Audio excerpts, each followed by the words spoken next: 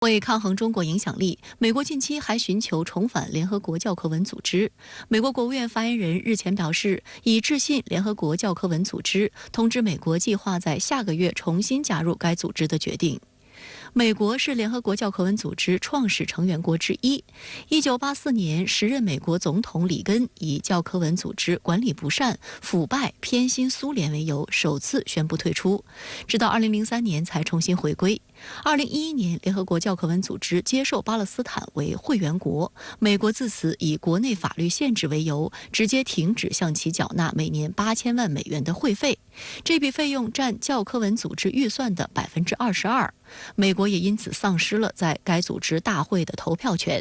特朗普当政后，更是在2017年一退了之。目前，美国仍欠联合国教科文组织6.19亿美元会费。拜登政府上任时便表示有意重返教科文组织。今年3月提交新财政年度预算时，美国国务院主管管理和资源的代理常务副国务卿巴斯表示，政府认为重新加入教科文组织将有助于美国在全球与中国竞争。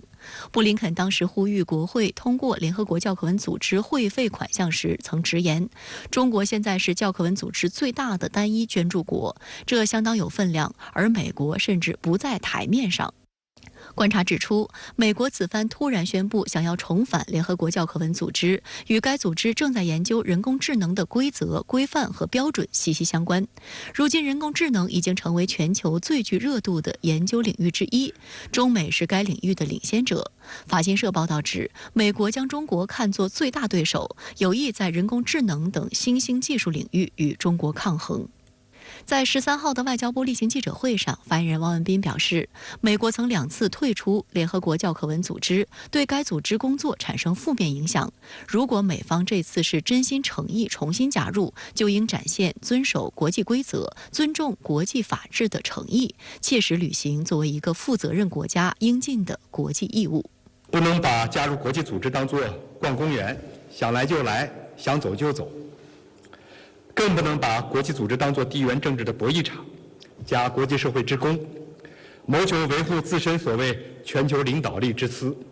实际上，毁约退群早已成为美国的家常便饭。过去几年里，美国先后退出了跨太平洋伙伴关系协定，停止落实巴黎协定，退出联合国教科文组织，退出伊核协议，退出联合国人权理事会，退出中导条约，退出开放天空条约，还多次威胁退出世贸组织。分析认为，美国屡屡说一套做一套，以维护霸权为底层逻辑，背离国际关系基本准则，只会加速透支其国际信誉，让其国际形象进一步坍塌。美国知名学者杰弗里·萨克斯在《新外交政策：超越美国例外主义》一书中指出，美国例外论认为美国与众不同，拥有制定和打破国际游戏规则的固有权利，但这是一种危险的幻想，让美国变成了一个流氓国家，将给美国自身和世界带来危险。美国看似要回归多边组织，但实际上还在继续搞这种阵营化和小圈子的操作。本质上呢是一种伪多边主义，它的逆全球化的这种心态和思潮愈发严重。在国际事务上的这种霸凌主义和美国优先的这种盘算呢，也是进一步暴露。美国对于国际组织和国际制度的心态，实际上是非常具有功利性的。简而言之，就是合则用，不合则弃，不符合经济全球化和世界多极化的这个历史大势。相关话题来连线特约评论员孙兴杰。孙先生您好。在美国披露布林肯即将开始访华之际，有美国媒体爆料说，中国在古巴设立所谓的监听站，但美国白宫发言人表示不会影响到布林肯访华。您有什么样的观察呢？同样的剧情如果出现2次，那就是笑话了。而美国媒体披露的所谓中国在古巴设立情报监听站的新闻，跟今年2月份的气球事件还是有相似之处的。同样是在布林肯访华前夕搞出一个大新闻，渲染中国威胁论。而且非常相似的是呢，无论气球还是古巴的监听站，都是为了表明中国对美国情报的监听和监控，同样也是添油加醋、言之凿凿。但是相比于美国已经被证实的监听行为，包括对盟国的监听，这些子虚乌有的消息，恐怕连美国人自己都不相信吧。另外一个，古巴监听站这样的爆料呢，无疑会让人联想到古巴导弹危机，制造一种中国已经深入到美国后院的形象。这只能反映一个问题，就是美国的冷战战略、冷战思维以及操作手法，居然在半个多世纪之后还是没有什么变化。气球事件造成的直接的后果就是布林肯主动宣布暂缓访华行程，而布林肯访华本身呢，就是去年中美元首巴厘岛会晤达成的一个共识。而因为美国对气球事件不专业的处理，布林肯主动放弃了与中国对话。中美在过去2-3个月之间关系陷入了低谷，交流中断，起点还是因为美方暂缓了布林肯访华。即便不是取消，也还是造成了中美关系走低的一个初始原因。现在美方屡屡释放信息说美国主动跟中国联络，但是得不到回应，其实呢是偷梁换柱。在美方再次释放布林肯可能在本周访华之后呢，又有大新闻爆出来。我们不能不怀疑，美国国内有多少人在阻止中美之间的交流。相比于气球事件呢，这次美方的处理相对来说比较克制。首先是确认这一新闻不会影响到布林肯的行程，其次是确认这一新闻有误，也是有意进行降温，避免子虚乌有的消息影响到中美外交的进程。拜登政府上台以来，对华围堵的力度、广度远远超过特朗普政府时期。拜登的对华外交团队善于战术性挖坑设陷，但是缺乏战略视野以及对中国真正的了解。像基辛格这样的外交家也看到了拜登对华政策团队的缺陷，那就是不了解中国。换句话说呢，美国对华政策建立在对中国的想象基础之上，不断升级的战略焦虑使得对华政策渐趋强硬，甚至是荒腔走板。最近一段时间，美国国务院以及国安会的官员调整，反映出拜登对华政策已经到了临界点，需要进行人员的调整。与之相关的就是政策的调整。从这个角度来说呢，布林肯此次访华行程如果顺利进行，那可能意味着拜登对华政策进入了一个新的阶段。当然了，这并不意味着美国会改弦易辙，而大概率是维持现有对华政策的态势，进行局部调整，尤其是在一些关键议题上进行危机管控，寻找可能的合作议题。美国前财长萨默斯呼吁中美相互做出战略保证。美国向中国保证不会搞经济压制，而中国则保证其经济政策的目标不是要在全球投射力量。您怎么看呢？我个人认为，萨默斯的观点为重构中美关系提供了一个思路和视角。虽然这一提议未必会得到战略界的认可，现在中美关系的确处于低谷，缺少互信。那这时候怎么进行战略保证呢？其实战略保证的深层次的含义是释放善意，也就是各自采取克制战略。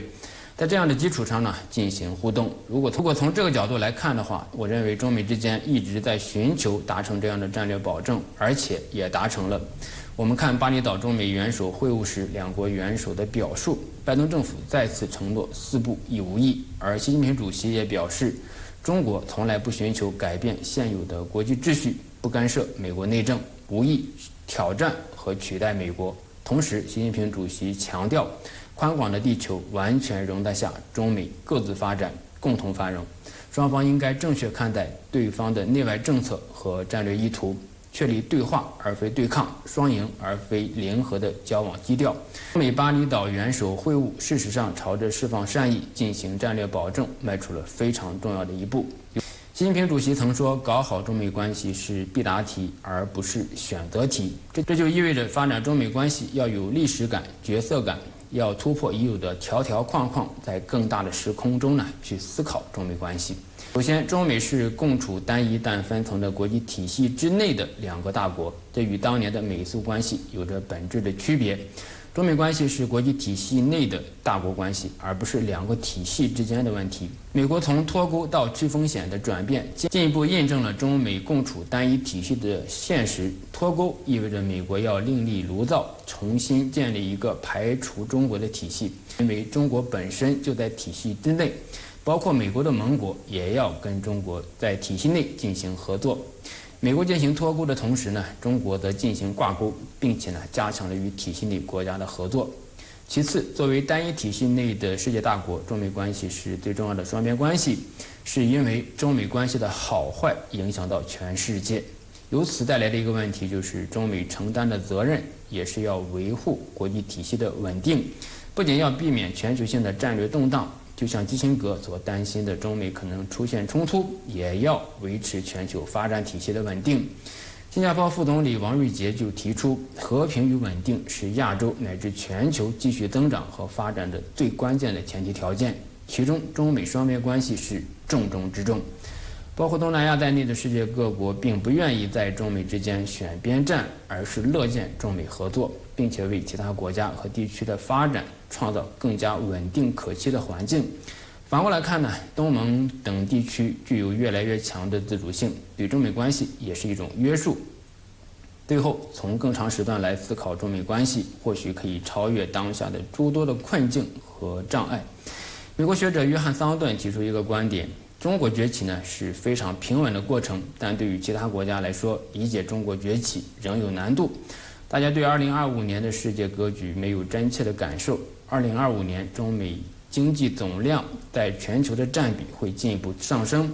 跳出中美双边关系的视角，超越大国兴衰的各种陷阱论，从国际体系的角度来看中美关系，会有不同的视角和发现。好的，谢谢孙先生在线与我们分享您的观点，